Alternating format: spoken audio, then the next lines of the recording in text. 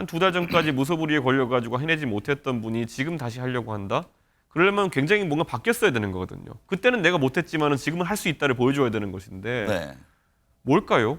뭐 양재 도서관에 책 몇 권 읽으시고 바뀌었다고 하시는 건 아닐 테고 저는 그 부분이 불분명한 상태에서 나오신다는 거는 이걸 3글자로 줄이면 권력욕입니다. 네.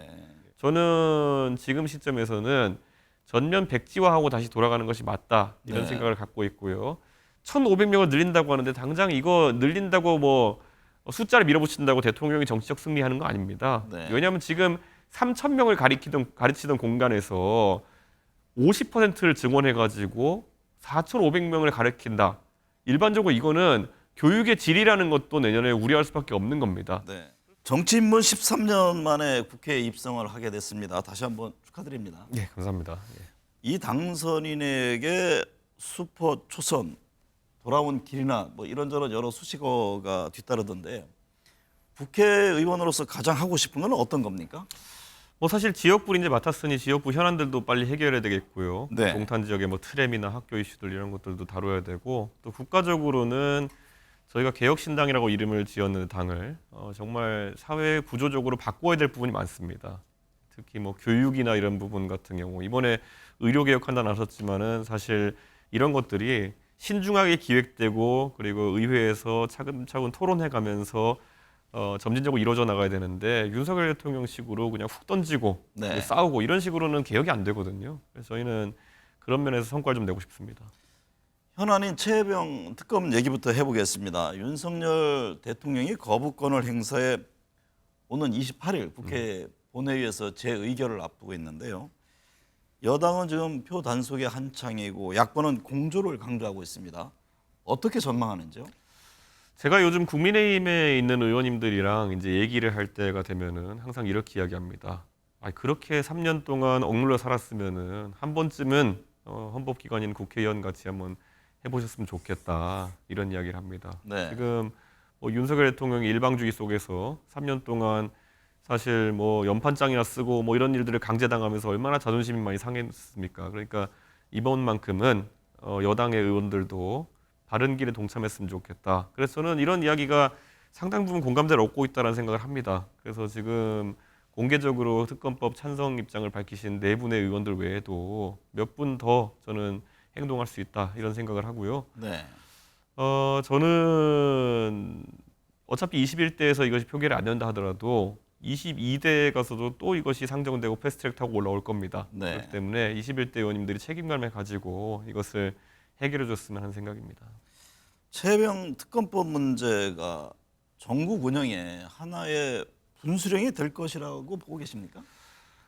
그러니까 저는 이게 사실 앞으로 군의 사기나 아니면은 또 군의 가족을 보낸 그런 일반 시민들의 마음에서 꼭 진행돼야 되는 특검이다를 생각하는데 대통령께서는 좀 다른 부분을 보시는 것 같아요. 네. 아무래도 본인이 과거에 최순실 사태부터 비롯된 여러 가지 국정농단 수사나 이런 거 했던 분이기 때문에 처음에 이런 특검법이나 아니면 국정조사에서 한번 밀리면은 어디까지 쭉 갈 수 있는지를 한번 보시는 거예요. 네.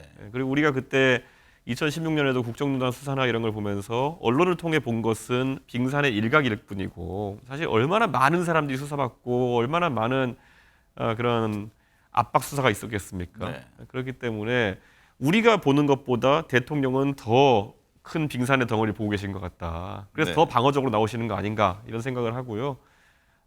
저는 지금 여권이 이것을 막으려고 하는 것 자체가 과거에 2016년 때 어떻게든 막아 세우려고 하던 새누리당의 모습과 참 닮아 보인다. 네. 그래서 결과가 비슷하지 않기를 바라는 마음에서 지금 여당이 다른 움직임을 좀 보였으면 좋겠다 이런 생각입니다. 개혁신당 새 대표로 허은하 전 수석 대변인이 선출됐습니다. 보수와 진보, 개혁신당의 지향점은 어떤 건지 나아가서 이제 한국 정책 사안별로 민주당, 국민의힘과 공조해야 할 상황이 도래할 텐데요. 이에 대해서는 어떤 입장을 갖고 계세요? 아무래도 보수가 무엇이냐에 대해서 지금 대한민국의 보수 지지층 중에 다수는 뭐 반공 외치고 그다음에 뭐 어떤 분은 이재명 대표를 욕해야 보수라고 하는 분도 있어요. 네. 근데 보수의 어떤 철학가의 얘기를 들어봐도 거기에 책에다가 이재명 욕해라고 써놓은 사람 없거든요. 그러니까 지금 굉장히 보수의 지향점 자체가 변질돼 있습니다. 그래서 저희는 그런 좀 낡은 보수의 지향점을 따라가지 않을 생각입니다. 네. 그래서 저희는 오히려 자유를 창달하고 그리고 거기에 개인의 개성을 존중하는 그런 문화를 만들어가는 게 저희 개혁신당의 입장이다 이렇게 생각하고요.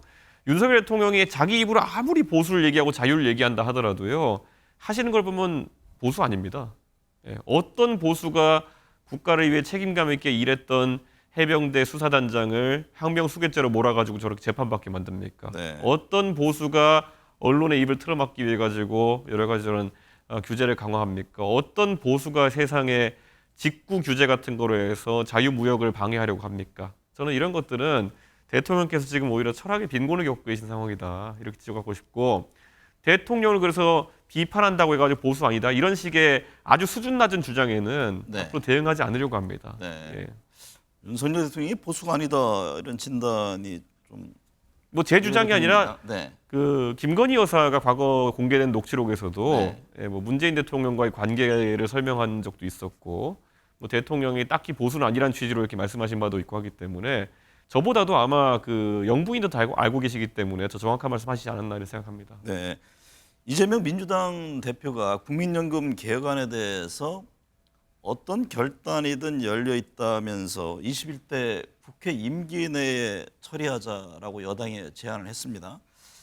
그러자 지금 대통령실과 여권은 22대 국회에서 처리하자 이런 입장인데요. 뭐 급기야 오늘 국회의장까지 나서서 21대 처리를 촉구했는데 국민연금 개혁안에 대한 입장은 어떻습니까?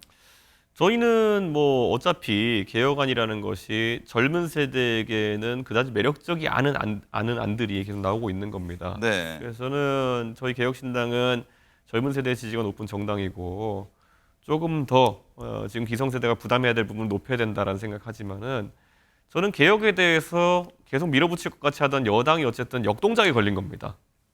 본인들이 이야기할 땐 괜찮다가 이재명 대표가 일정 부분 그 모수 개혁에 대한 부분을 받아들이겠다고 했더니만은 네. 21대 때 오히려 하면 안 된다. 이런 거는 정치적으로 굉장히 미숙한 상황에서 이런 게 발생했다 이렇게 보는 거고 저는 이재명 대표가 어쨌든 물꼬를 텄기 때문에 21대 국회에서 사실 3이 남았기 때문에 네. 그렇게까지 이게 현실적으로 처리될 가능성은 높지 않습니다. 하지만 22대 국회 초에는 최대한 여야가 협의를 해가지고 저희가 연금 개혁안을 처리해야 될 것이다 이렇게 생각합니다. 네.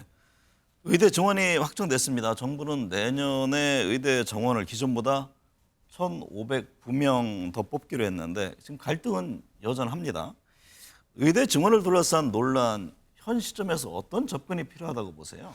그러니까 처음에 의대 증원 논란이 생겼을 때는 사실 의사들에 대한 국민적인 어떤 인식이라든지 이런 게 다소 안 좋은 부분이 있고 네. 그래서 여기에 여론이 좀 쏠렸겠지만은 결국엔 차차 드러나는 것이 윤석열 대통령이 제시했던 숫자나 이런 것들이 전혀 과학적이거나 통계적으로 의미 있는 숫자가 아니었다 이런 게 드러나면서 여론이 이제 많이 대통령에게 우호적으로 돌아선 그런 상황인데 무엇보다도 지금 대학병원의 도산 위기 그리고 정말 중요한 진료를 받아야 될 사람들이 신규 진료 예약을 잡지 못하고 있는 상황 이런 것들 대통령이 최우선을 놓고 풀어야 된다 이런 생각하는 거거든요.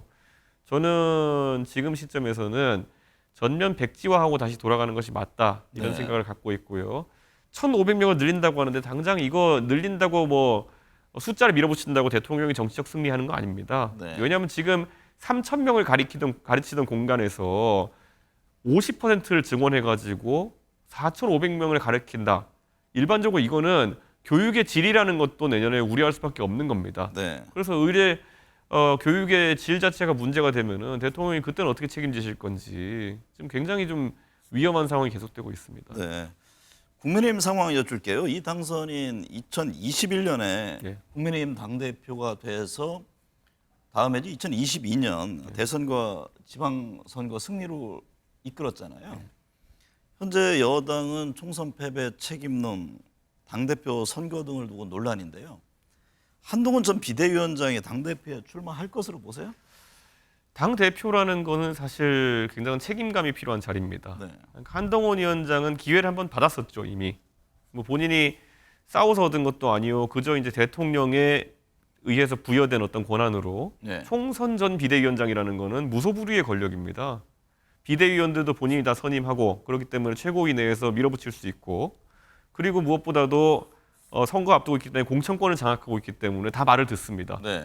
그런 아주 유리한 상황에서도 당의 승리를 이끌지 못했고 결국엔 패배했는데 그럼 지금은 당대표는 좀 더 어렵거든요. 비대위원장보다 일하기가. 그리고 선거도 없기 때문에 말도 안 듣고. 그런데 굳이 한 2달 전까지 무소불위에 걸려가지고 해내지 못했던 분이 지금 다시 하려고 한다? 그러려면 굉장히 뭔가 바뀌었어야 되는 거거든요. 그때는 내가 못했지만은 지금은 할 수 있다를 보여줘야 되는 것인데 네. 뭘까요? 뭐 양재 도서관에 책 몇 권 읽으시고 바뀌었다고 하시는 건 아닐 테고 저는 그 부분이 불분명한 상태에서 나오신다는 거는 이걸 세 글자로 줄이면 권력욕입니다. 네. 예, 그냥 권력욕밖에 없는 거죠. 어떤 선택할까요? 권력욕에 빠지면은 다 거기 못 헤어나옵니다. 네. 예. 윤 대통령과 한 전 위원장의 관계에 대해서도 이런저런 말이 많던데요. 네. 돌아올 수 없는 강을 건넌 것이냐 아니면 다시 협력적 관계가 될 것이냐 그 점은 어떻게 보세요? 저는 두 분 관계가 어떤지 참 모르겠습니다. 네. 예, 저는 예전에 약속 대련이라고 비판도 했고 그 다음에 실제로 한동훈 위원장이 조금 각을 세울 것 같이 하더니만은 눈밭에 가서 90도 인사하고 그러는 걸 보면서 저도 뭐 어떤 사이인지 잘 모르겠지만 중요한 건 대중이 어떻게 보느냐의 문제입니다. 네. 결국에는 저도 솔직히 말하면 박근혜 대통령 영입했기 때문에 정치하면 상당 기간 동안 많은 사람들이 제가 아무리 박근혜 대통령과 정책적으로 이견이 있다 하더라도 박근혜 키즈라는 문맥 속에서 이해를 했거든요. 네. 근데 그거를 제가 뭐 떨쳐내려고 한 건 아니지만은 제 스스로 정치하는 모습을 보이면서 이제 저를 언급할 때 보통 박근혜 대통령 얘기는 더 안 나오는 거거든요. 네. 지금 한동훈 위원장은 본인이 대통령과 무슨 대단한 대립을 했다고 생각할지 모르겠지만은 많은 사람들 눈에는 그냥 검사 1과 검사 2입니다. 둘이 어떻게 싸우는지는 뭐 대충은 알고 있지만은 그렇게 네. 중요하게 보지 않고 결국에는 정작 국민의힘이 확장성을 가져야 할 중도 세력이나 아니면은 진보층에서는 동색으로 보거든요. 네. 초록은 동색이다 생각하는 거거든요. 제가 솔직히 보수 진영에 있기 때문에 가끔가다 민망한 상황을 보는 게 예전에 정의당에 계신 분들이 방송에서 만나면은 본인들이 얼마나 민주당과 다른지를 설명하려고 노력합니다. 네. 근데 사실 보수 진영인 사람들이 보기에는 뭐 그렇게 달라 보이지 않거든요.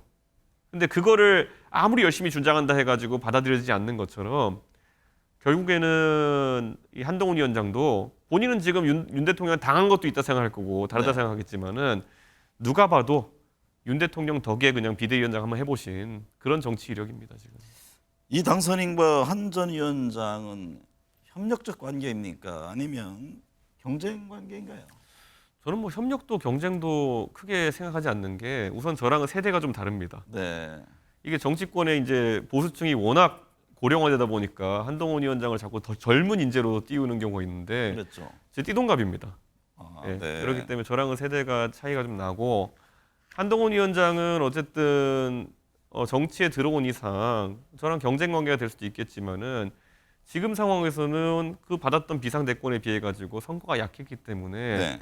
이번에 만약 당 대표가 된다 한들 조금은 더 고생길이 있지 않을까 그런 생각합니다.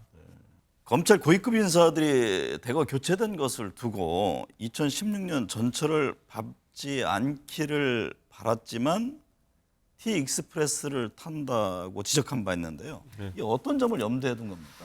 그러니까 대통령께서 검찰은 뭐 워낙 손바닥 들여다보듯이 잘하시기 때문에 집권 이후에 민정수석을 안 뒀습니다. 네. 그런데 이번에 민정수석을 두셨죠. 과거 같으면은 검찰에 뭐 직접 이야기하시거나 아니면 직접 의사를 전달할 수 있는 부분이 있었을 텐데 결국 많은 전원처럼 이제 그게 안 되니까 중간에 뭔가 민정수석을 두고 이제 이야기하시려는 것이 아닌가 네. 이런 의심을 받았던 것인데 지금 이번에 고위급 인사하면서 사실 윤석열 대통령이 최측근이기 때문에 1, 2년쯤 전에 임명되었던 인사들을 다 내쳤거든요. 저는 이거는 검찰이 소위 윤석열 대통령의 의중대로 이제 수사를 하고 있지 않다라는 방증이고 저는 그래서 대통령이 그런데 그것을 받아들이지 않고 또 이번에 인사를 통해 가지고 위력을 행사하려고 한 것이거든요.